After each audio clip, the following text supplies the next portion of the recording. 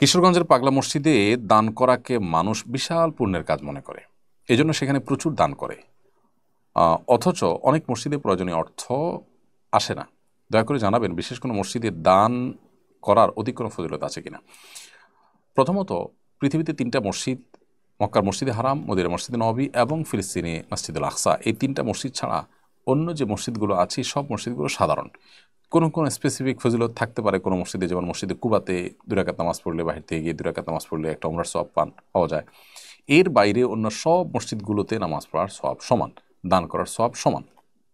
দান করার ক্ষেত্রে সওয়াবের কম বেশি নির্ভর করতে পারে মসজিদের গুরুত্বের বিচারে। একটা জায়গা খুব ইম্পর্টেন্ট জায়গা, সেখানে অনেক মানুষের নামাজ পড়া দরকার, মসজিদ নাই সেখানে, বা মসজিদ জরাজীর্ণ, সেখানে দান করলে, সেখানে যদি তাদের কোনো ব্যবস্থা না থাকে এলাকাবাসীর, তো আপনি বেশি সওয়াব পাবেন। এটা ভ্যারি করবে বা নির্ভর করবে আপনার পরিস্থিতির উপরে। কিন্তু পাগলা মসজিদ এমন কোনো মসজিদ না যেখানে দান করলে অতিরিক্ত সওয়াব হবে বা সেখানে দান করলে মনের আশা পূরণ হবে। এটি মানুষের নিছক ধারণা, অনেক দিন থেকে চলে আসছে।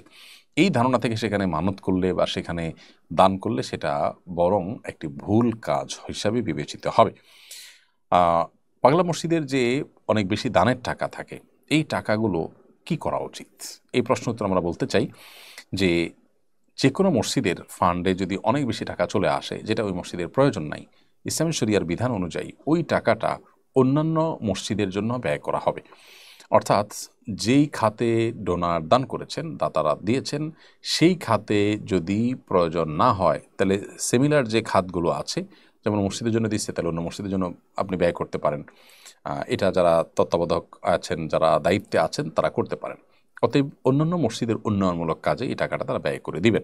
আর আমরা যারা এরকম মসজিদকে দানের জন্য ফিক্সড করে নেই এবং মনে করি যেখানে দান করলে আমার বিশেষ কোনো লাভ হবে বা বিশেষ সওয়াব হবে, তারা সম্পূর্ণ ভুলের মধ্যে আছেন এবং এই জায়গাতে তাদের বেরিয়ে আসা উচিত। ইসলামের কোনো কুসংস্কারের কোনো স্থান বা সুযোগ কিন্তু নেই। অতএব এই জিনিসটা আমাদের প্রত্যেককে জানতে হবে। আজকাল অনেককে দেখা যায় যে শুধুমাত্র এই পাগলা মসজিদই নয়, এরকম আরও বেশি বিশেষ জায়গাকে তারা দানের জন্য নির্ধারণ করেন, ইবাদতের জন্য নির্ধারণ করেন। নবী সাল্লাল্লাহু আলাইহি ওয়াসাল্লাম বলেছেন, লা তুশাদ্দুর রিহালু ইল্লা ইলা সালাসাতি মাসাজিদ। 3টি মসজিদ ছাড়া পৃথিবীতে অন্য কোনো মসজিদে দূর থেকে সফর করে যাওয়া, অর্থাৎ সবের উদ্দেশ্যে সেখানে গেলে সব হবে, এরকম করে যাওয়া জায়েজ নাই। অথচ আমি অনেক জায়গার কথা জানি যে এরকম মানুষ করে। যেমন রাজশাহী এয়ারপোর্ট থেকে আপনি যখন নওগাঁর দিকে যাবেন বা বগুড়ার দিকে যাবেন, পথে যেতে হাতের বামে একটা বড় দিঘি পড়ে এবং ঐতিহাসিক একটা মসজিদ পড়ে। সেখানেও হিন্দু মুসলিম অগণিত মানুষ আসে এবং টাকা পয়সা দিতে থাকে, মানত করে থাকে। এগুলো সবগুলোই কিন্তু কুসংস্কারাচ্ছন্ন বিষয়। এদেশে আলেমদের ঐক্যের জন্য কী ধরনের পদক্ষেপ নেওয়া যায়? একজন প্রতিনিধিশীল আলেম হিসাবে আপনি কোনো পদক্ষেপ নেবেন কিনা? এদেশে আলেমদের ঐক্যের জন্য আমাদের অনেক রকমের পদক্ষেপ নেওয়ার সুযোগ আছে। সেই সুযোগগুলো আমরা গ্রহণ করছি। তবে অনেক সুযোগ আছে মানে এই না যে একেবারে ইফেক্টিভ এখনই সফল পাওয়ার মতো আমরা অনেক কাজ করতে পারবো, সেরকম না। তবে সুদূর প্রসারী পরিকল্পনা হাতে নেওয়া যায়। আমি একটা কথা সবসময় বলি, বাংলাদেশি মুসলমানদের মধ্যকার ঐক্য, এটার জন্য ডক্টর আবদুল্লাহ জাহাঙ্গীর রহমতুল্লাহ অনেক বেশি চেষ্টা করতেন। এবং স্যার বলতেন যে মুসলমানদের বাড়িতে যে আগুন লেগেছে সে আগুন আমরা নিভাতে পারবো না, এত ক্ষমতা আমাদের হাতে নাই। তবে নতুন করে যেন আগুন না লাগে সেজন্য আমরা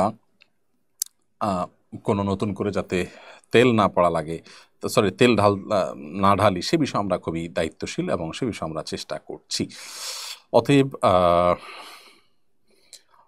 আমাদের এই ব্যাপারগুলোতে খুব বেশি সিরিয়াস হতে হবে এবং দায়িত্বশীল হতে হবে যে আমরা যাতে কোনোভাবে অনৈক্য তৈরি না হয়, সেই চেষ্টা আমাদের করতে হবে। আমার কথা দ্বারা, আমার আচরণ দ্বারা আমরা যেন কোনো অন্যায় কাজ না করি, সেই চেষ্টা আমাদের করতে হবে। এক ব্যক্তি নামাজ পড়ে কিন্তু সুদ খায়, তার নামাজ হবে কিনা?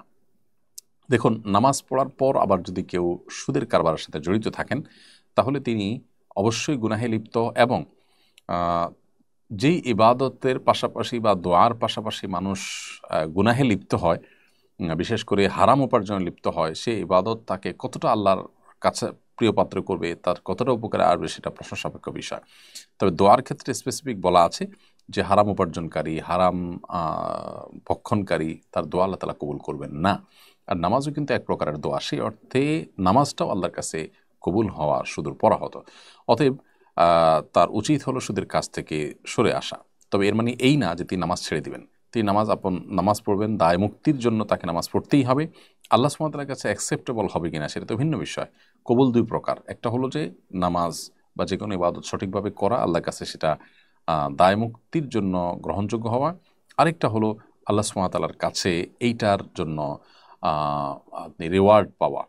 এই দ্বিতীয় প্রকার কবুল এখানে হওয়ার সম্ভাবনা ক্ষীণ, তবে দায়মুক্ত আপনি হয়তো হয়ে যাবেন। এজন্য নামাজ অব্যাহত রাখতে হবে, কিন্তু এই নামাজ তাকে আল্লাহ সন্তুষ্টি এনে দেওয়া বা এই নামাজের মাধ্যমে যে দোয়া করা হয় দোয়া কবুল হওয়ার সম্ভাবনা সুদূর পরাহত। এজন্য তার সুদের কারবার থেকে বেরিয়ে আসতে হবে। আমার 11টি সূরা মুখস্থ, আমি এইগুলো দিয়ে নামাজ পড়লে হবে কিনা নাকি আরও সূরা লাগবে?